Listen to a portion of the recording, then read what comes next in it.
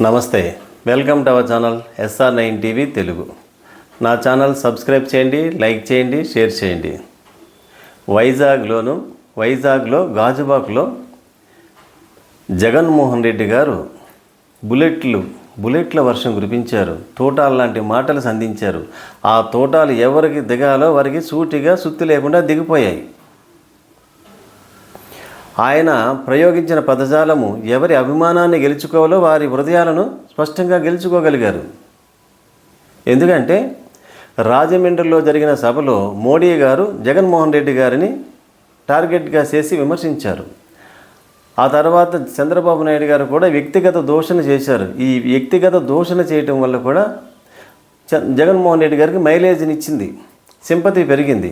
అలాగే మోడీ గారు కూడా జగన్మోహన్ రెడ్డి గారిని ఎప్పుడైతే టార్గెట్ చేశారో ఆంధ్ర ప్రజల్లో ఒక ఆలోచన కూడా వచ్చింది. ఎటువంటి ఆలోచన వచ్చింది?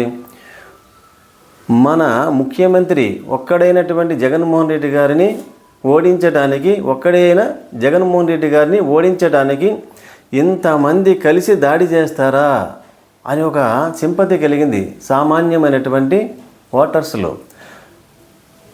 న్యూట్రల్గా ఎవరైతే ఉంటారో, ఏ పార్టీతోనూ సంబంధము లేకుండా, ఏ పార్టీ మీద, ఏ నాయకుడి మీద ప్రత్యేకమైనటువంటి అభిమానము ఉండదో అటువంటి ఓటర్స్కి సింపతిని పొందగలిగారు జగన్మోహన్ రెడ్డి గారు.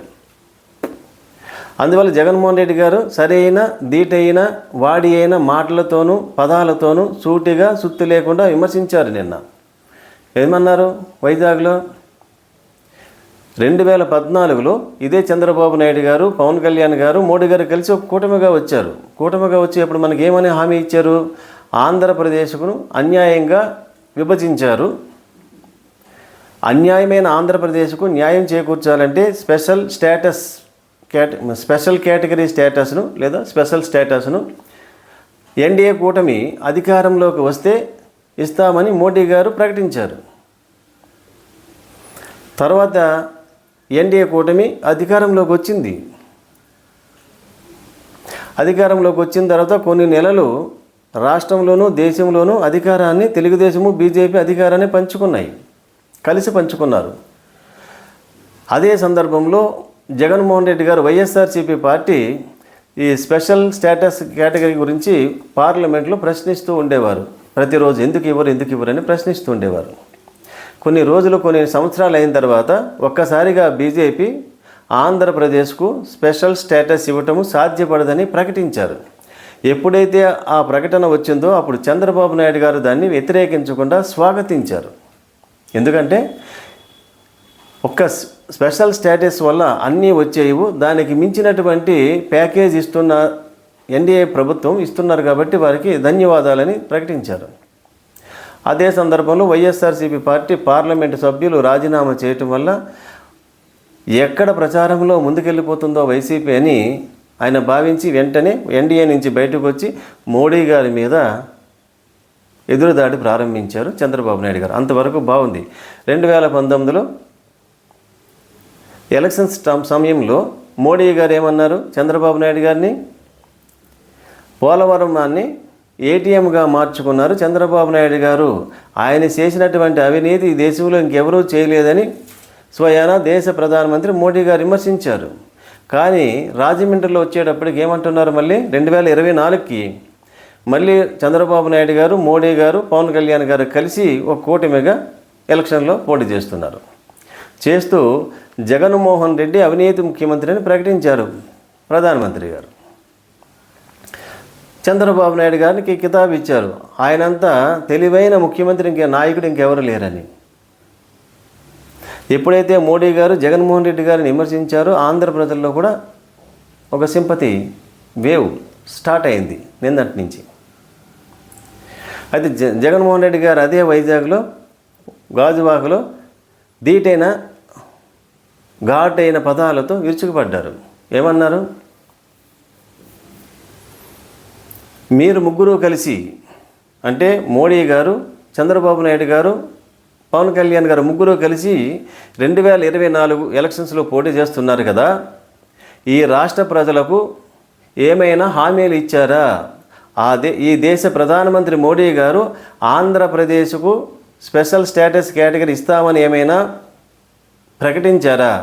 మీకు ఆంధ్ర ప్రజలకు ఏమైనా స్పష్టమైన హామీ ఇచ్చారా? లేదా విశాఖ స్టీల్ ప్లాంట్ను ప్రైవేటీకరణ చేయమని ప్రకటించారా? మరి దేనికోసం మీరు ముగ్గురు కలిశారని సూటిగా ప్రశ్నించారు. ఎవరికి దిగాలో వారికి దిగిని, ఎవరి హృదయాలను గెలుచుకోవాలి, పదాలు గెలుచుకున్నారు.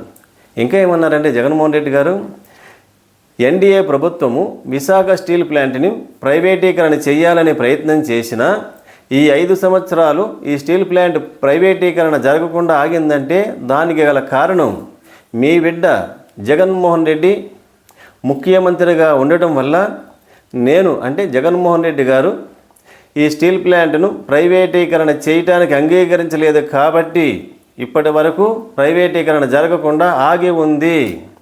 ఒకవేళ మీరు పొరపాటున ఎన్డీఏ కూటమి అభ్యర్థికి ఓటు వేసి గెలిపించినట్లయితే ఎటువంటి సందేశం వస్తుందో తెలుసా? జూన్ 4 తర్వాత అంటే జగన్మోహన్ రెడ్డి గారు జూన్ 4 తర్వాత ఈ విశాఖపట్నాన్ని ఎగ్జిక్యూటివ్ క్యాపిటల్గా ప్రకటించి అక్కడే ముఖ్యమంత్రిగా ప్రమాణ స్వీకారం చేసిన తర్వాత ప్రభుత్వాన్ని ప్రశ్నిస్తే అప్పుడు కేంద్ర ప్రభుత్వం నన్ను అంటుంది, ఎందుకయ్యా నీకు ఆ విశాఖ ప్రజలు విశాఖ స్టీల్ ప్లాంట్ని ప్రైవేటీకరణ చేయటానికి అంగీకరించే కదా ఎన్డీఏ కూటమి అభ్యర్థులను గెలిపించారు, నీకెందుకు ఈ బాధ అని నన్ను ప్రశ్నిస్తారు. అటువంటి అవకాశం మీరు ఆ ఎన్డీఏ కూటమికి ఇవ్వొద్దని ప్రజలను స్పష్టంగా ప్రశ్నించారు, అప్పీల్ చేశారు. అంటే ఏం మాట్లాడాలో ఎటువంటి సందేశం ఇవ్వాలో జగన్మోహన్ రెడ్డి గారు స్పష్టమైన మాటలతోనే వాడి వేడి మాటలతో ప్రతిపక్షాల మీద దాడి చేశారు. అయితే జగన్మోహన్ రెడ్డి గారిలో ఉన్న ప్రత్యేకత ఎప్పుడు వ్యక్తిగత దోషాలను చేయరు. ఆయన చేయకూడదని మనం భావిద్దాం. మోడీ గారైనా, చంద్రబాబు నాయుడు గారైనా, పవన్ కళ్యాణ్ గారైనా, జగన్మోహన్ రెడ్డి గారైనా ఎవరిని కూడా వ్యక్తిగత దోషాలు చేయకూడదని మనం కోరుకుందాం. రాజకీయ విమర్శలు మాత్రమే చేస్తే ఆంధ్రప్రదేశ్ ప్రజలకు, ఆంధ్ర రాష్ట్రానికి మేలు చేస్తుందని భావిద్దాం. నా ఛానల్ సబ్స్క్రైబ్ చేయండి, లైక్ చేయండి, షేర్ చేయండి.